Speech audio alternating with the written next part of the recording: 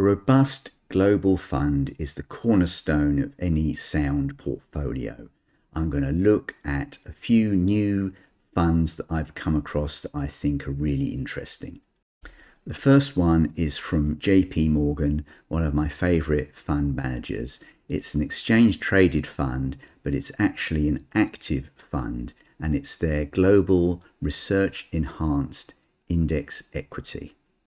It says in the fact sheet that the fund uses a bottom-up stock selection process, but the actual holdings are quite similar to a global tracker, so I'm a little bit skeptical on that.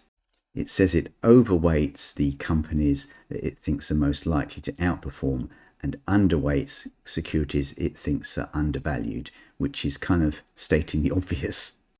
But the underlying performance is pretty good, and it's been able to beat its index in each calendar year, so it's got quite good consistent outperformance, and the fees are only 0.25%.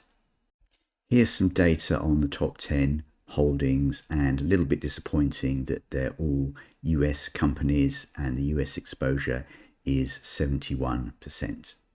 The ticker for the ETF is JGRE, and the funds under management for the strategy as a whole are a whopping 5.5 billion. There are two experienced portfolio managers behind the ETF. I'm willing to bet there's a lot of artificial intelligence going into this as well. You also get a monthly commentary with the ETF for those who are interested in reading up on such things. It kind of reminds me of JPMorgan Global Growth and Income, but without the price to net asset value cycle, without the need to reinvest the dividends. It looks like a solid fund, maybe not such a slam dunk to buy because the outperformance is a bit marginal. Next up is an ETF that tracks the MSCI Innovation Select 200 Index. The overall performance of the index is a bit mixed. There's been some years when it's had massive outperformance, and then other years when it's certainly lagged a global tracker. The ETF aims to have exposure to themes like autonomous technology, genomic innovation, financial innovation, and next generation internet, and the ticker is XNNS. The ETF has a global remit, but the top 10 holdings are all US based. They're also not market cap weighted, they're weighted more according to exposure to some of the themes being explored by this ETF. The ETF is fairly new, and it's also fairly small with under $10 million fund size. So for the moment, I think you're going to have problems with the liquidity, problems with the volatility, but it could be worthwhile just keeping an eye on it as a potential alternative to the NASDAQ with maybe a bit more potential for global exposure.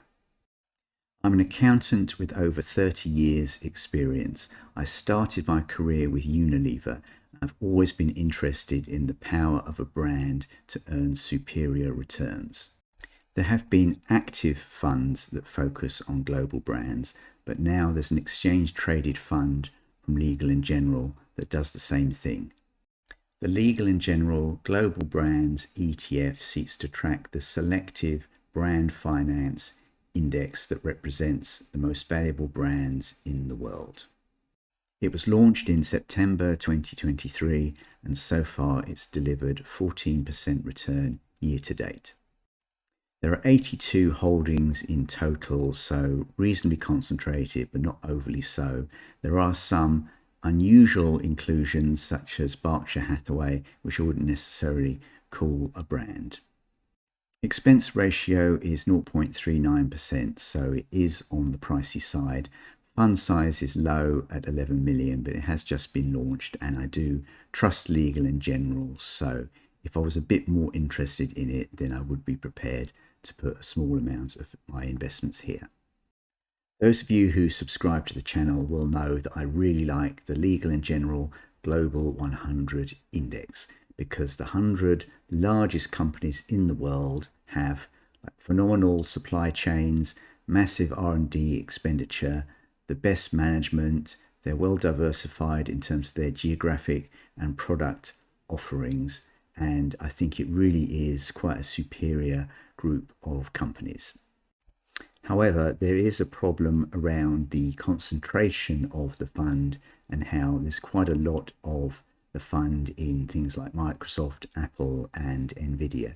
Now, this is partly just a reflection on reality on how the world is, but some people are worried that if some of these larger companies come a bit unstuck, then we'll go through a period of underperformance with the Global 100. So maybe we can find something similar that isn't quite so concentrated, and one possibility is HSBC Islamic Global Equity Index Fund that tracks the Dow Jones Islamic Market Titans 100 index. So again, it's looking at 100 large and quality firms. The Sharia nature of the fund means that there's no banks in there, there's no alcohol companies in there either.